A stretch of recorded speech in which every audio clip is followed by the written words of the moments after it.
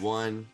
What's up, y'all? It is episode 8 of the Sci-Fly Zone. Today, we are going to be running over our recaps that we made on Wednesday's episode. Actually, Thursday. It was Thursday. We usually do them on Wednesday, but this week has just been really chaotic with life stuff. We really want to, commit to a really good release schedule, but sometimes life happens. So and that also happened for yesterday's episode. This episode was supposed to come out yesterday, but it's coming out today. But that's actually kind of results in your guys' benefit. You want to know why? Because that gives us more to talk about. We have more context, more relevant information. So you guys are really winning here in reality. So CJ, you want to start us off here?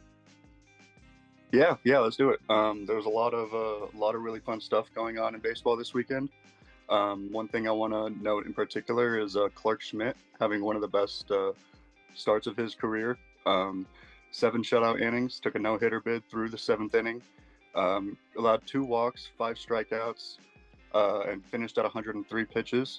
There were some people had issues with Clarke Schmidt getting taken out of the game, but I think it's an understandable decision, especially considering the fact that he did take a couple weeks off at the start of the year for some shoulder tendonitis.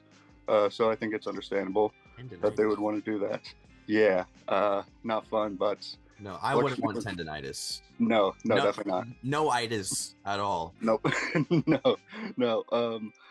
Aaron Boone was asked after the game why he didn't let Clint go for another inning. The reporter got his name wrong. And Clint Barton over here. Clint, yeah. Yeah, different universe.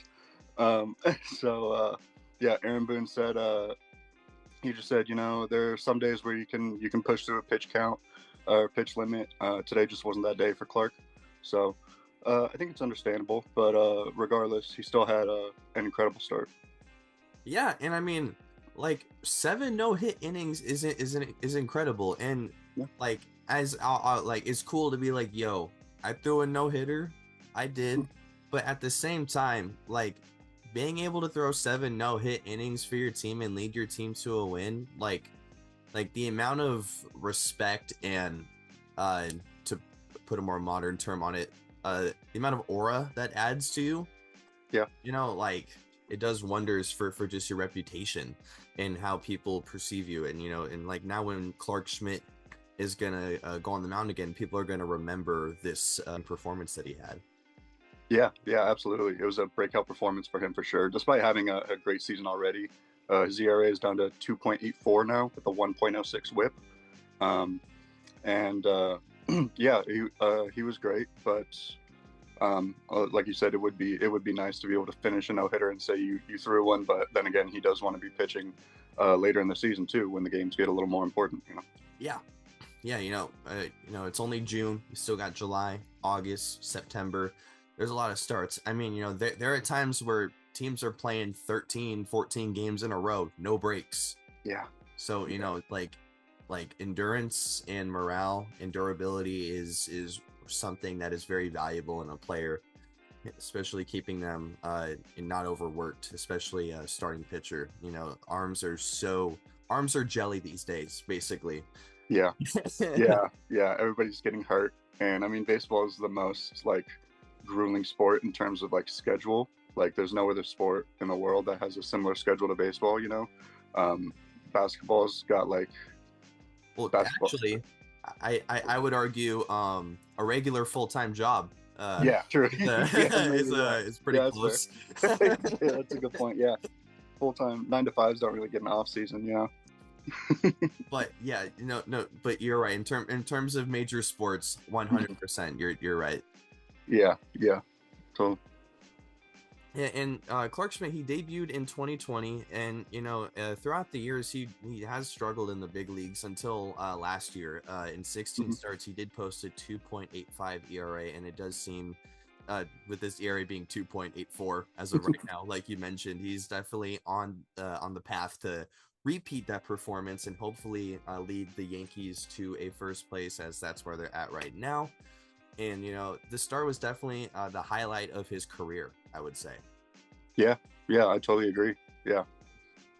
Yeah, and just to end off the game, for those who are interested in the ending of that game, because it is not just about Clarke Schmidt. You know, there is the whole team. Everyone's got to make the play. You know, he had 2 walks, so therefore the defense had to help him out. Mm-hmm.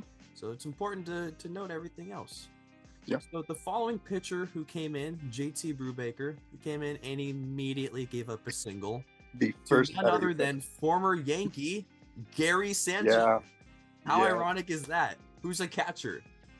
Yeah, man. Yeah, that was pretty cool, honestly. And I say a catcher because catchers are the ones who are calling the game. Yeah, so, true. So yeah. It's ironic that, like, if he were to say still be a Yankee, this would have never happened.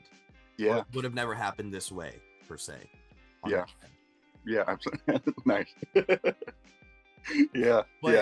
But after he gave up the hit, he did not give up a single hit for the rest of the game.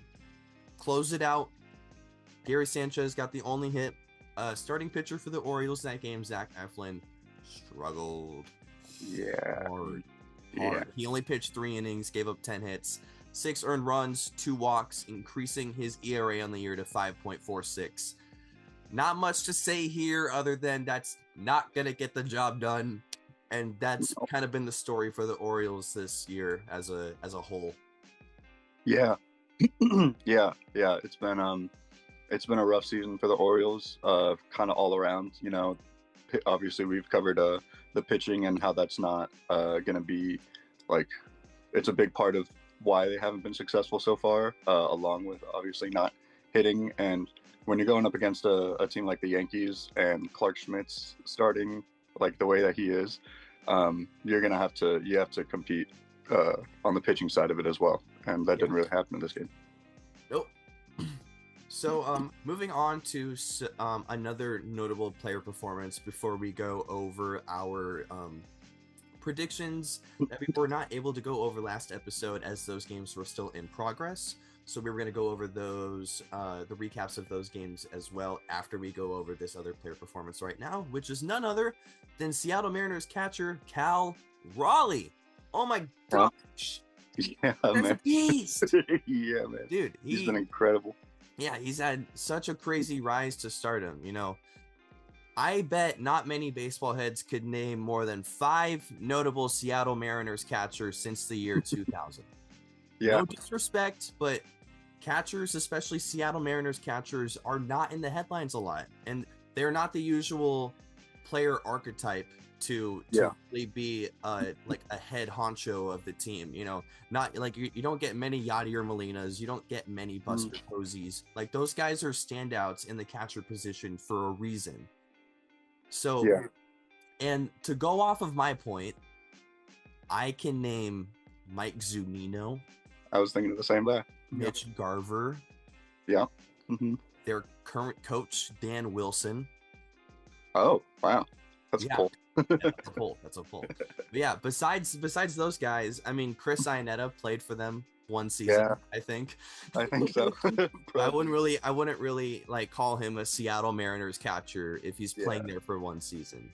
Right. You know what I mean? But Cal Raleigh, I mean, he's made baseball history, and he's currently making it right now as well, as he has recorded the most home runs by a catcher before the All-Star break, beating Reds legend Johnny Bench, as he hit 28 home runs back in, what, 80-something, 70-something? Yeah, 70s or 80s, yeah.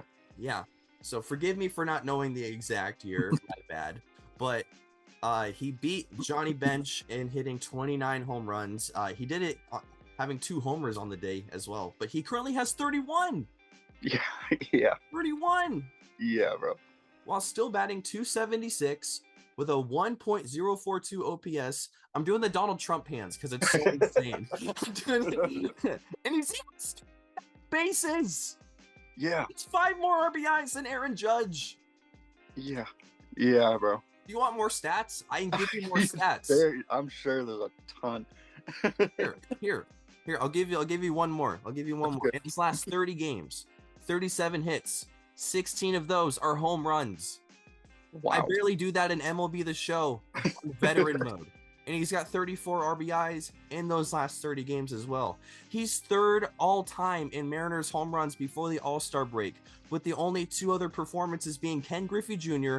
being 35 and 33 in the years 98 and 94. He can beat this 1,000%. Yeah. We still got probably we got about 2.5, 3 weeks before the All-Star break. I mean, dude, I'm livid about this. he's literally so good it's upsetting. Like it really is. He is putting out video game numbers. Like that's what it is. A catcher has never hit home runs and hit this consistently at this rate in baseball history ever. The only guy who has arguably done better in a whole season would be Salvador Perez, as he holds the current record for most home runs in a season by a catcher at 48. Yeah.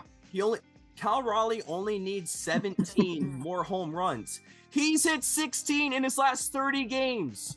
We still have half this season to go. He's on pace for about 65 home runs, I think. Yeah, I was going to say he's getting 60 this year. He totally could. Yeah, Easy. absolutely. Yeah. He already has a 4.6 WAR by himself. Yeah. Dude, like it's bonkers. It's unbelievable how good he's been doing. And I mean he's quickly become like everybody's favorite in Seattle. Like he's had the historical moments to back it up. You know, the walk-off homer setting him to the playoffs. That was a massive thing for Mariners fans. Oh yeah, he also won a platinum glove last year. So if you're worried about his defense, don't be. He's gonna be fine. That's insane, bro. It's unbelievable. He really is like an all-around great player. He has the most homers by any switch hitter before the All-Star break. And he's a switch hitter. Yeah. Yeah, he's a switch hitter. He's got 45 extra base hits this year. He's in the 100th percentile in batting run value. So he's literally just one of the most valuable hitters in baseball. He hit another home run while I was making these notes. While I was writing these notes down, I got a notification that Cal Raleigh hit a home run. You can't. That's probably his 31st one, right? Yep.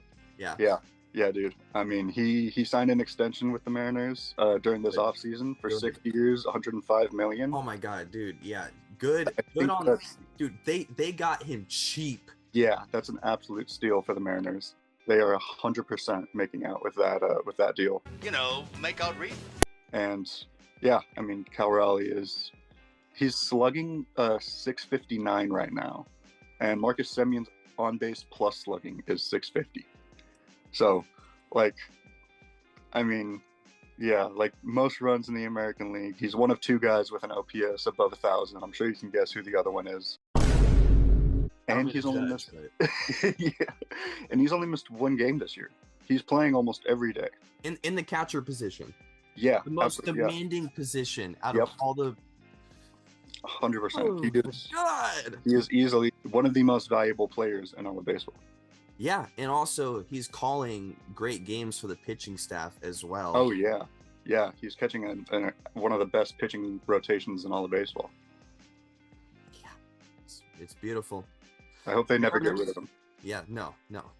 The Mariners right now have a 59.3% chance to make the playoffs, as they're in second place right now behind Houston. Boo! Suck! Boo! Cheater! Boo! Trash can! Boo! And I know this is a weird stance for an Angels fan to have. You know, I guess for matter of fact, any fan to have about a division rival team, but if the Angels and when the Angels don't make the playoffs, and that's very often, obviously, but I root for the Mariners to make the playoffs. They're my follow-up team, you know, and I know that's weird to have a division rival be your follow-up root team, but you know, I really respect the Mariners as a franchise. I've been to their stadium. The vibes are great. Leaving the place is awful, though. Traffic is genuinely the worst I've ever experienced, perhaps. So I'm sorry, Mariner fans, that you have to deal with that. But besides that, I want to see the Mariners get their first World Series win, man. Shit, I Yeah. want to see them make their first World Series appearance. Yeah. They've never been Yeah. there. No one's invited them. They need to go. They've always been left out. Yeah. It's surprising to me that they haven't made the playoffs, considering they've had some great teams, some great players on those teams. I mean, they have the record for the most wins in a single season, in a regular season. Right? Yep. Yeah. That was 2001. Yep. Yeah, it was pretty good. It was pretty good. It was after A-Rod had left, though, which is interesting. I wonder how many they would have won with him on their team. You know, teams have a real knack for doing good after their star player leaves. Yeah. Unless Juan Soto, Mm-hmm. Bryce Harper. Yeah. Just to name a couple. They have something in common, I think. Yeah.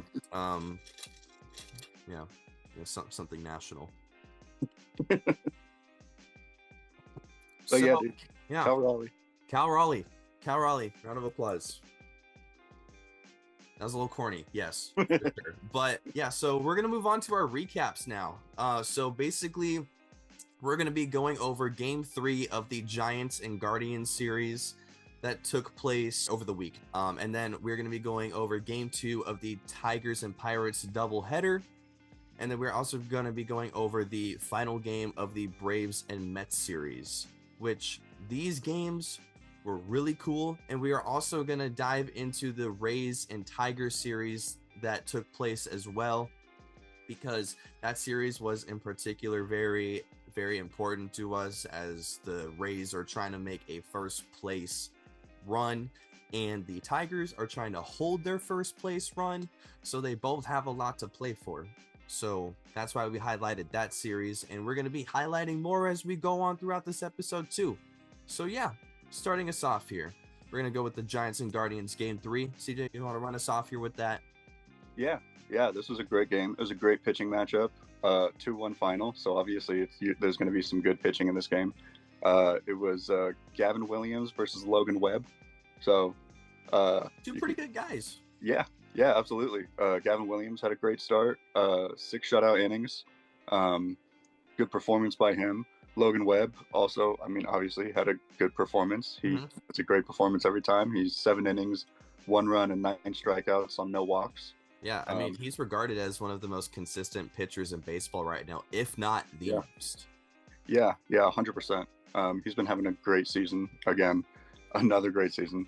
He's got a 2.49 ERA right now, and he's tied for 5th with strikeouts in baseball, tied with Carlos Rodon and Chris Sale. So, yeah, I mean, Giants win 2-1. It was a good matchup. Just seemed to outpitch the Guardians just barely. Logan Webb with a great start, and then when he came out, Giants had their heavy hitters in the bullpen going. Yeah, they had Randy Rodriguez and Camilo Doval. 2 of the best relievers in baseball right now. I mean, they're doing some pretty crazy things. They went 2 shutout innings. If you add Randy Rodriguez and Camilo Doval's ERA together, if you just add them up, it's still 2.43, which would still be one of the best pitchers in baseball. And they've made almost 40 appearances. Yeah, they've been using them a lot. Yeah. Camilo Doval has really fit into the closer role really well. They've been trying to develop him into being like a true, like, Emmanuel Clase is kind of always the comparison that I go to. Yeah. And he's absolutely been performing. Their 9th inning guy. Yeah, 100%. And Randy's definitely been more of a setup. Yeah. Randy to Camilo is a really good duo, and it's been working for them. And the Giants are going to keep needing to win these close games, if they want to keep relevant in the NL West race. Yeah, definitely. And Wilmer Flores got a pinch hit 2-run double. I don't know why my voice got so shaky right there. I'm getting emotional about Wilmer Flores. It's probably because when he cried on the field, it made me I was thinking the same thing. Yeah, I thought the same thing. Yeah. But yeah, Wilmer Flores is the sole supplier of the Giants' 2 runs, as he had a pinch hit 2-run double for the team. Casey Schmidt, shout out to him. He's been having a pretty good run these last couple weeks. He went 2 for 3 in that game as well, being one of the 2 runs scored. So yeah, Giants win that game. Stephen Kwan, really quick, went 3 for 4 that game as well for the Guardians. Carlos Santana went 1 for 4 with RBI being the only Guardians run that day. Just wanted to quickly highlight that. Yeah. So yeah, that was the end of that series. So now moving on, we are going to go over game 2 of the Tigers and Pirates doubleheader. And this was a very fun game. Very fun game. So the Pirates pulled off an extra inning win versus the Tigers as they put on 4 runs in the 10th inning, as the final score of that game is 8-4. Ke'Bryan Hayes started off that inning with him singling to right field, scoring Tommy Pham on a play that was challenged but not overruled. So made the score 5-4. This was followed by a Joey Bart single to left field, scoring Ke'Bryan Hayes, making it 6-4. Then, is it Isaiah? Yep. Okay, because like sometimes Isaiah doesn't have that first A. They just go ISI. Yeah. It throws me off. It throws me off. And I think the spelling is a little weird. So, you know, some people call him IKF. We're going to go IKF. He singled to left, scoring 2 more runs, making it 8-4. But no disrespect to him, though. I mean, you know, he's hitting the ball, scoring runs in extra innings. He's coming in clutch. Returning viewers, you guys know I have trouble with names so bad. I like almost every baseball episode. I'm like, what is this guy's name, dude? Baseball's a good sport for names, man. Yeah. So IKF got that 2 RBI single, making it 8-4. This ended up being the final score, as previously mentioned. A lot of individual players for the Pirates got an RBI this game, so a solid team effort on the offensive front. On the Tiger side of the offense, Colt Keith and Gleyber Torres each got 2 RBIs to account for the Tigers' 4 runs. Yeah. It was a great start for Paul Skeens, Pirates pitcher. You had predicted that this was the game that they were going to win, I believe. Mm-hmm. And yeah, the Pirates offense was great. I mean, it was good in extras more so, but it was enough to take out the Tigers. I do want to highlight Andrew McCutchen had a solo homer in this game. I love that he's still doing well and playing well. Although I think this is his last season, unfortunately. Is it really? I think he's retiring after this season. Oh wow. I mean, I am not 100% on that, but if if a picture happens to pop up in front of my face right now, then he's not going to retire. So we'll find out when we see the video. yeah, bro. He, in my opinion, he absolutely is deserving of a Hall of Fame induction. I think he should be. If I was the only voter, he would be a first ballot Hall of Famer, 100%.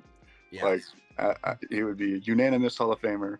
I mean, he is one of 18 players with 200 steals, 300 homers, and 400 doubles. One of 18 players in the history of baseball. Like, he obviously send him in. Yeah, 100%. Send him in. Yeah, when you're one of less than 20 guys who have done something like that in baseball, which has been around for over 100 years. Yeah, like, it's not one of those niche, weird makeup stats. Like, he's done a very impressive feat there. Yeah, absolutely. He had one of the best primes, one of the best peaks in baseball. Obviously, winning an MVP early on in his career. He was like 30 homers, 20 steals every year. And then after he left Pittsburgh, I feel like people kind of forgot about him a little bit. He wasn't as like flashy of a guy elsewhere as he was in Pittsburgh, but he was still performing. Yeah, there were some injuries too. He missed some time, but he still did great for teams like the Phillies and the Yankees. And did he play for the Brewers? Or am I mixing him up with Lorenzo Cain? I mean, Lorenzo Cain did play for the Brewers. Mm-hmm. Anyways, I mean, Andrew McCutchen, great career, absolutely deserves to be in the Hall of Fame. Yeah, 100%. I agree. And back on the topic of the Pirates, they are speaking of the Brewers, actually, Lorenzo Cain playing for them, like you said, the Pirates are going to be facing them in their next series in a divisional matchup. And also, another divisional matchup going on in the NL Central. The Cardinals are going to be playing the Cubs at the same time. So these series, in my opinion, are going to be super big and influential in regards to the standings in the division as we're heading into July, because the NL Central's top 3 contenders are all within 4.5 games of each other. And I did the math. If all hell breaks loose, the NL Central could go from the Cubs being 3.5 games in first place over the Brewers and 4.5 over the Cubs, to the Brewers and Cubs being tied for first, and the Cardinals only being 1 game behind first. And this would occur if the Cardinals and Brewers sweep the Cubs and the Pirates in their respective series. The records would then be Cubs being 46-35, Brewers being 46-35, and Cardinals being 45-36. Wouldn't that be fun to see? Wow, that would be cool. That is exciting. I love these divisional matchups against rivalries when we have like a solid race going on. Obviously, the Cubs have kind of been in first for like most of the season at this point, but this is absolutely one of those times where we could definitely see some things switch up a little bit. And yeah, I'm excited to see what happens. Yeah. So how do you see the Pirates and Brewers series going along with the Cardinals and Cubs? The Pirates Brewers, I think, is probably going to be won by the Brewers, I'd say. I'm feeling that too. Yeah. Yeah, I think. I don't think either team is necessarily that much better pitching wise, although I do think the Brewers are a little better pitching wise with Brandon Woodruff and Freddie Peralta. But it is good. We are going to have a fun pitching matchup in, I believe, game 1 between Paul Skeens and Jacob Misiorowski. That's going to be a fun game. Misiorowski has been really impressive in his first 2 starts of the season to his big league career. He's this really weird, like, he's a 23-year-old, and he's probably like 6'5" or 6'6", and he's just got these super long limbs, and he throws super hard. Throws 101 mile an hour fastball. His slider's gotten up to 96. So like, it's like if Reed Richards became a baseball player. Yeah, absolutely. Yeah, totally. Yeah. So yeah, I think that matchup is going to be great. But I do have the Brewers winning the series overall. And then as far as the Cardinals and Cubs go, I think the Cubs are probably gonna hold out, and I think they're gonna stay in first. I mean, they've had some great offensive players this year. Yeah, their bats are hot right now. Yeah, the bats are really hot. I mean, PCA has been one of the best players in baseball. He's going to be an all-star starter. Kyle Tucker was a great move for them. He's been doing well for them. Seiya Suzuki's up to 20 homers now. I was going to mention him. Yeah, he's been quietly doing really well as well.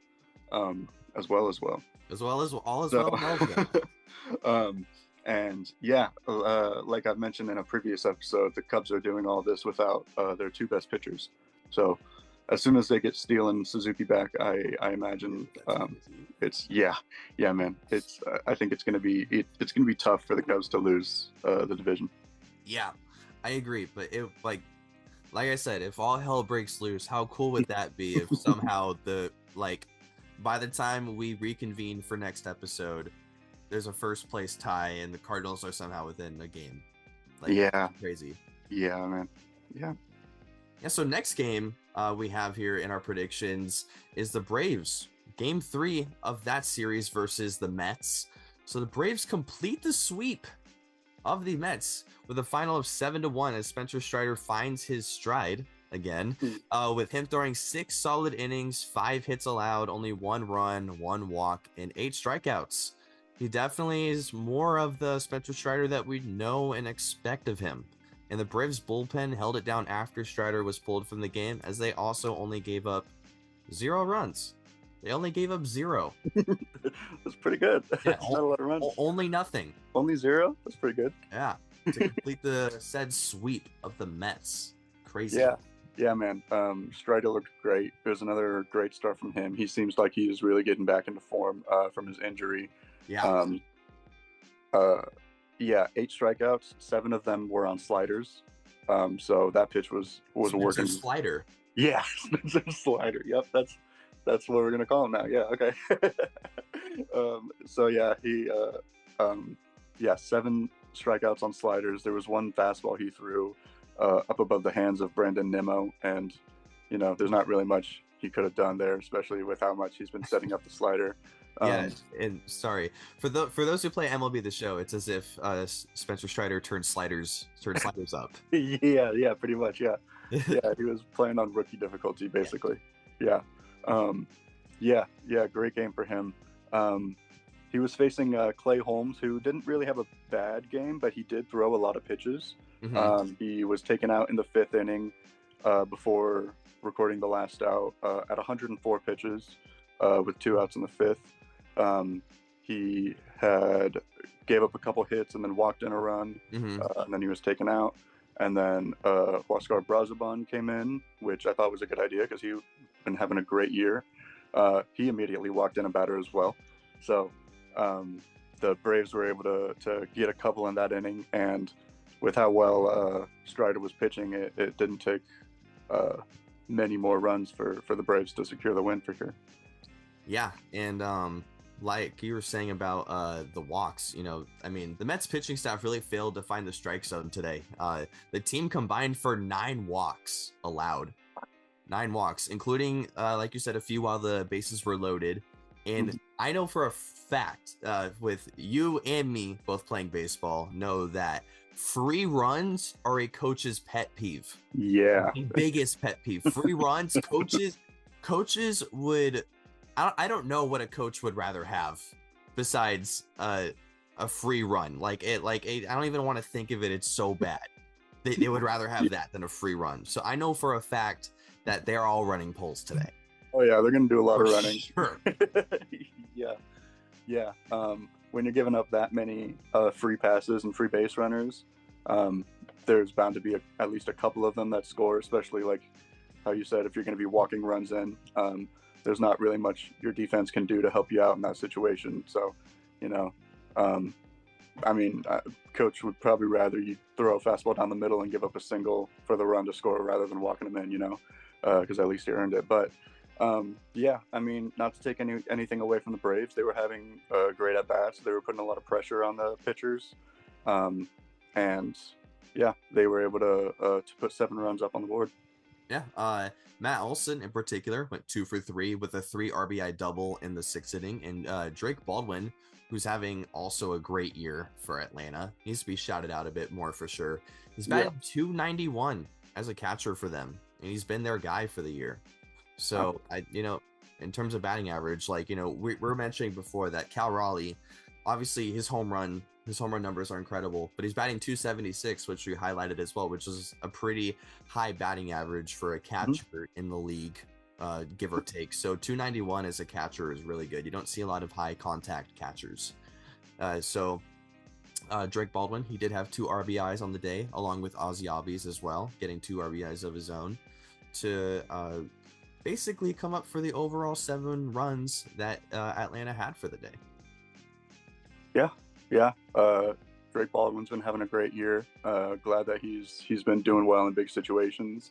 Ozzy Albies has been, I mean, one of the best Braves of the 2010s and 2020s, I'd say. I mean, he's been there longer than people think, and he's him and Acuna are definitely still making their mark for sure.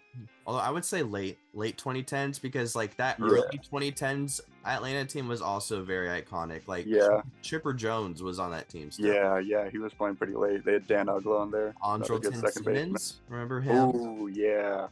That's where Travis Darnell was originally another Angels legend. Yeah. Jorge Soler was a Brave. We got him from the Braves.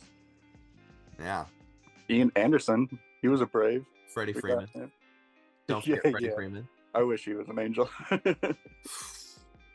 like Shanawa. Yeah. But Freddie Freeman. Yeah. So what's insane, actually, mentioning the Braves, is they're going to be playing the Mets again today in a 4-game series versus the Mets at home. Right. In New York. So New York. If the Mets take 2 or 3 games from this series and the Phillies don't hold against their 3-game series against Houston, the Mets are in first place. Yeah, that's something we didn't mention yet. The Mets did lose their first place spot to the Phillies. They haven't been playing very well recently. They're 2-8 in their last 10 games, whereas the Phillies are 8-2. So they absolutely they were hanging on in second place, and they were able to take advantage of the Braves losing some games. But the Mets-Braves series is going to be really interesting. It's going to be a lot of fun to watch. Some big implications there with another division rivalry. Obviously, the Braves are a little bit further back in the division, but very further. Yeah, I think they're 11 games out. Of first right now. But I mean, they've been playing good recently. They're 7-3 in their last 10 games. However, they are 13-26 on the road. So they've lost twice as many games as they've won when they're not the home team. So that's been a big part of why they've been struggling this year, struggles on the road. But regardless of that, I still think that without Chris Sale, they have the pitching advantage here. There's going to be some good matchups. Game 1 is going to be Schwellenbach and Blackburn. Schwellenbach's been having a great year. Blackburn has not. I think his ERA is hovering on 5 or 6 now. So I expect the Braves to take that one. Frankie Montas is having his first start of the year as a Met. I'm interested to see what he's going to do there, although he is going up against Strider, who's coming off a great start and a great couple starts. So I think the Braves are probably going to take that one too. And then it's going to be Clay Holmes versus Fuentes, who's I'm pretty sure he's taking the start in place of Chris Sale, obviously with a broken rib. And then it's going to be Grant Holmes and Griffin Canning in Game 4. So it's going to be interesting. I think it's going to go back and forth. I feel like the Braves are probably going to take 3 of these games. I think the Mets are going to win the one that Clay Holmes starts. But other than that, I feel like I think the Braves are going to outpitch the Mets in this series. Wow, that's fun. Yeah, I like that. I personally, I'm gonna go with the opposite. I'm gonna go with the Mets taking 3 and the Braves taking 1. Okay. But what's also crazy is on Friday the Phillies are gonna be playing the Braves in Atlanta immediately following this series with the Mets to further tie into the divisional conflicts with all the teams battling for first place and wild card spots. So if the Phillies don't hold against Houston and they don't do good against the Braves and the Mets continue to win, I mean, everything's shattered. Yeah, absolutely. Yeah, so a lot of crazy stuff to look forward to there. But on Wednesday, we will go over the Braves and Mets series as we predicted for this episode. As CJ went 3-1 with the Braves taking the 3 and the Mets taking the 1. I'm going the opposite. I'm going 3 Mets, 1 Brave. When we talk again on Sunday, we will go over that Phillies and Braves series, as that is going to be a very important series. But moving on, our last series here, Rays versus Tigers. Crazy series here. Crazy series. Yeah. So I mentioned last episode that the Rays versus Tigers series was going to be a very important series for Tampa Bay, and that they're very close to the Yankees in the AL East standings. And the Rays ended up fighting really hard this series as they took 2 out of the 3 games, with the Tigers taking the final one. Game 1 here, the final score 14-8. Big offensive game here. Both teams had major offensive performances. Rays saw Angels legend Matt Dice go 3 for 4 with 4 RBIs, with Yandy Diaz, Taylor Walls, and Cameron Misner each getting 2 RBIs on the day as well. Yeah. It was a great offensive day for the Rays. Shout out to Yandy Diaz. He was 7 for 14 on this series, 2 homers in this game. It was, Another bad start for Jack Flaherty, man. Just really, really tough. Like, you never know what you're Like we going to get. mentioned before. Yeah, just super inconsistent. He gave up 8 runs in 2.1 innings here. Gave up more runs than the number of outs he recorded. He gave up 6 hits, walked 3 batters. And it's been a tough week to be Jack Flaherty, man. His last 2 games, he's thrown 7 innings combined, and he's given up 15 runs, which puts his ERA at a 4.83 now. So, yeah, definitely not where the Tigers want him to be, especially after just getting him back after giving him away to the Dodgers, you know? Yeah. And with how well he was doing for them. I'm interested to see what they do with him come the playoffs, because I don't know if you're going to want, obviously, like, he does have a very high ceiling, but with how inconsistent he's been pitching, I'm not sure if you're going to want him starting in like a game 2 or game 3 when you're down in the series. So maybe he moves to a long reliever spot, although I'm not sure if he's going to be happy about that.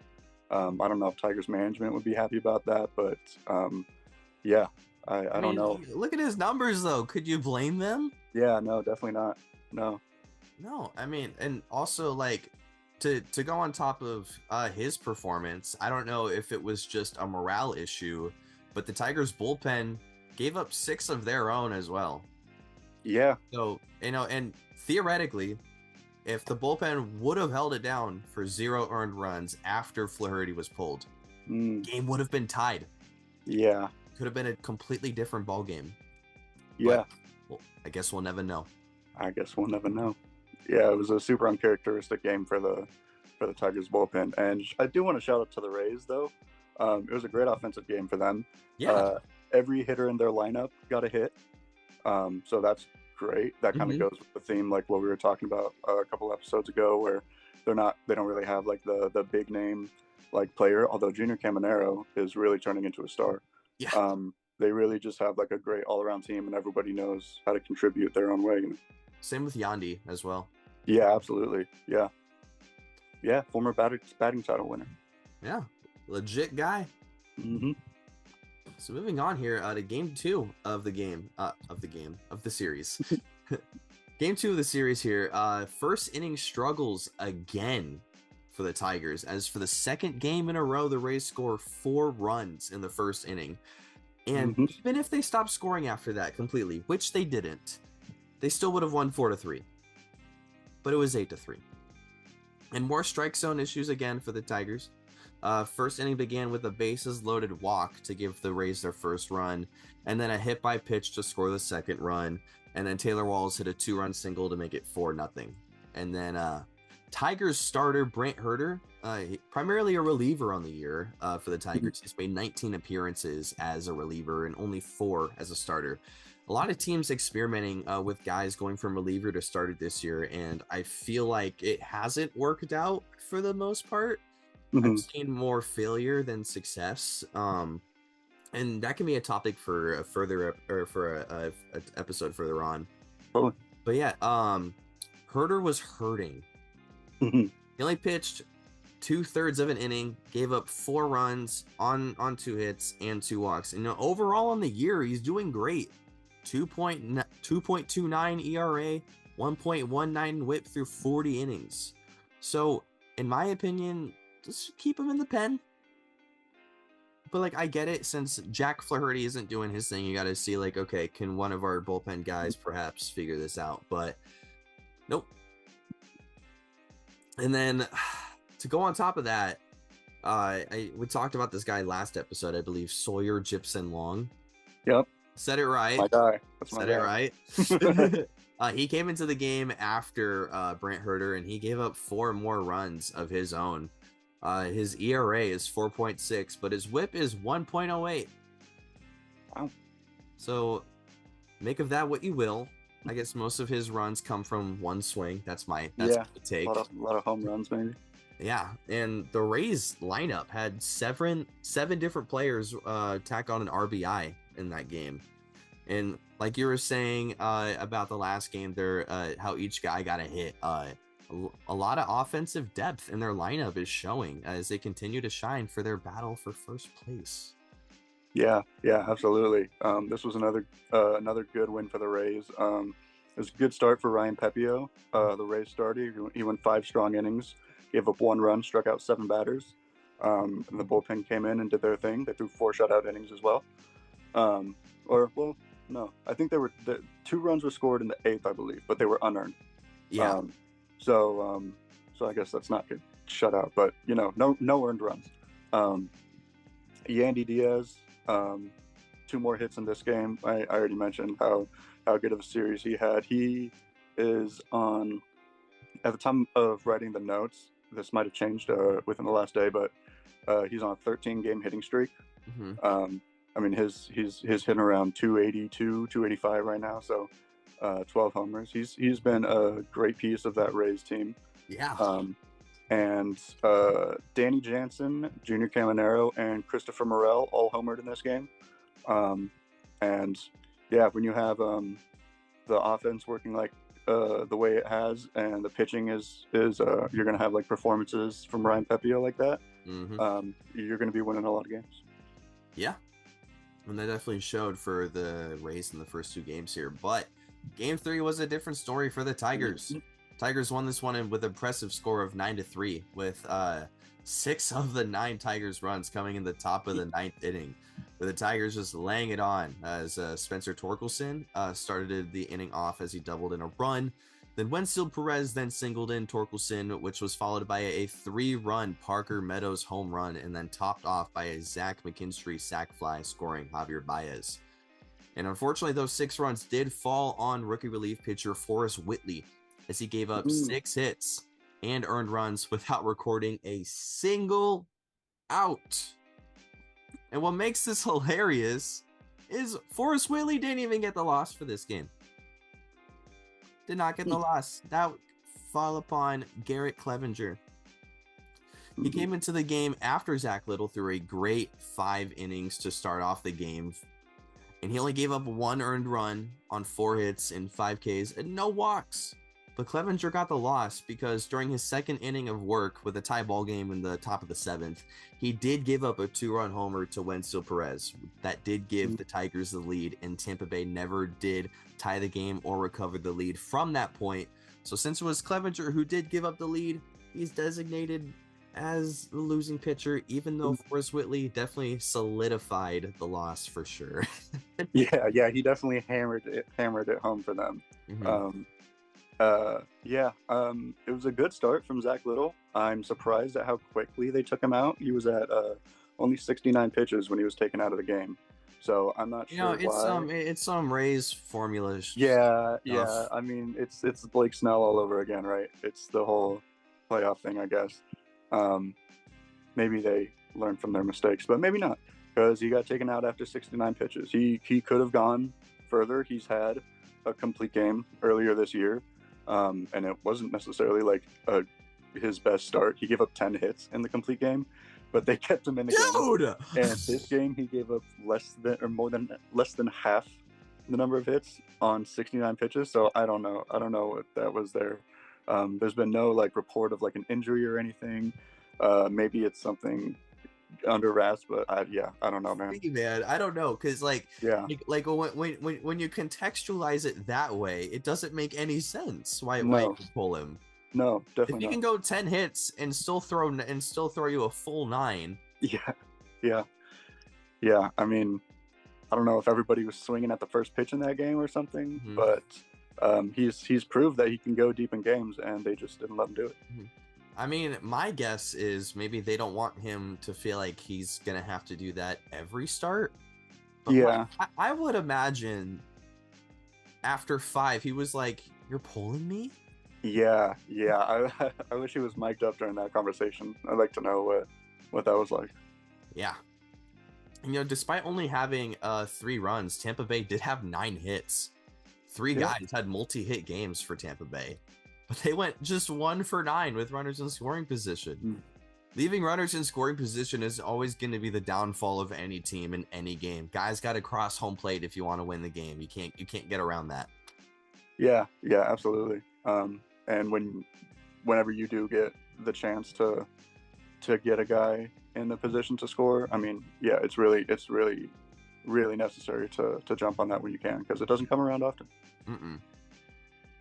And yeah, Wenzel Perez, I want to highlight him really quick for the Tigers. Since coming back from the IL, he's been such a great addition to the Tigers lineup. On 71 at bats this year, he's batting .296 with 6 home runs and 13 RBIs with a .994 OPS. That's awesome. Yeah, man. And yeah, and Riley Green also as well continues to be one of Detroit's best hitters. In this game, he went 3 for 4 with 2 runs scored, and he's batting .291 with 17 home runs and 59 RBIs, despite being tied for the MLB lead in strikeouts. Yeah, man. Yeah, such a weird game he's playing, dude. I don't know why it's working, but it is, and he's been one of the most exciting players in Detroit. Yeah. Bro is a 3 true outcome dude, but like with an insanely high batting average. He's like Mark Reynolds. Such an outlier. Yeah, he's like Mark Reynolds if he could like compete for the batting title. Oh my god. Dude. Striking out 200 times in a season and just hitting like 290. Yeah, dude. At the end of the year, I want to see how many strikeouts Green has and what his numbers are. What is he at right now? He's in the 90s, I think. 99. He's tied with O'Neal Cruz currently. O'Neal Cruz, wow, okay. About 75 games into the year, maybe a little more. I'm gonna say he's gonna end with 176 strikeouts. I was thinking around 180, so cool. Yeah, okay. Yeah. Yeah, so to cap off talking about Tampa Bay here, they're playing a 3-game series away in Kansas City versus who do you think they're playing in Kansas City? They're playing the Cardinals. Close. No. Obviously, they're playing the Royals, Dodoy. So how do you view the Rays doing in this series versus the Royals? So yeah, this 3-game series for the Royals and Rays. It's going to be some good pitching matchups. Taj Bradley is going to be going up against Chris Bubich. I imagine Chris Bubich is probably going to be doing similar things that he's been doing all year. I mean, he's got a 2.12 ERA right now. He's been one of the best pitchers in the American League. Game 2 is going to be Drew Rasmussen and Michael Wacha. Drew Rasmussen, also one of the best pitchers in the American League. He's turning into a true ace for the Rays. Super low ERA this year. Yeah. He's been doing great for the Rays. A big part of their success. He's going to be going up against Michael Wacha, who has been around for a while, man, and he's still been pitching well. He's got a 3.24 ERA right now. Mm-hmm. We used to pitch with him in like MLB 2K13, and we used to make fun of his name. And he's still going, yeah, exactly, yeah. And he's still going good, man. Still pitching well.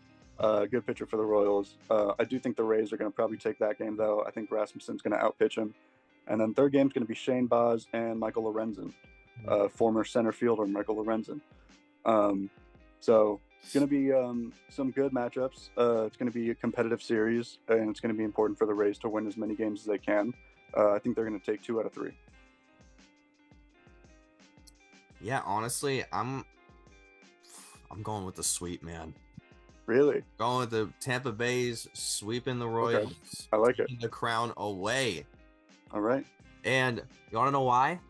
Why is that? Because if, again, all hell breaks loose and the Yankees get swept by the Reds in their next series, that puts the Rays in first place as they are only 2.5 back. 3's more than 2.5 if you do the math. It's first. Yeah, man. Yeah. And I know for a fact, hey, it's not impossible. You want to know why it's not impossible? Because this year, the Angels took 3 in a row versus the Yankees. Yeah. They did. I was there. I saw it on TV. I wasn't at the game. I saw it on TV. And also, I just know that would send Yankees fandom plays. Oh, yeah. Yeah. I would, which, it would just be very entertaining to see, Yeah. These are the little wins us Angels fans can have. Yeah. We're looking for bright spots. Exactly. So yeah, that about wraps up our episode here for today. For next episode, we will be going over our predictions that we made in this episode for the Cardinals and Brewers games, the Cubs and Pirates games, the Braves and Mets games, and the Rays and Royals games, as those are big key series happening in the league right now. And it's going to be really awesome to see how those unfold, and how those affect the standings in both the American and National League in terms of not only just the divisional standings, but how they affect the playoff spots and the wild card spots. Yeah, absolutely. There's a lot of implications for these games coming up. It's going to be some really exciting series, and I'm looking forward to see what happens. Yeah, me too, man. All right, so yeah, thank you guys for watching. We really appreciate it. Please like, comment, subscribe if you made it all the way through. We really appreciate that so much, as we really appreciate you spending all of your time with us. You know, your time is very valuable, and we're very thankful for it. So yeah, if you have any topics that you want us to talk about, leave it in the comments, as we will be glad to go over them. So thank you so much. This has been the Sci-Fly Zone, where the multiverse meets the 7th inning stretch, and we'll see you guys on the next one. Have a great day. Later.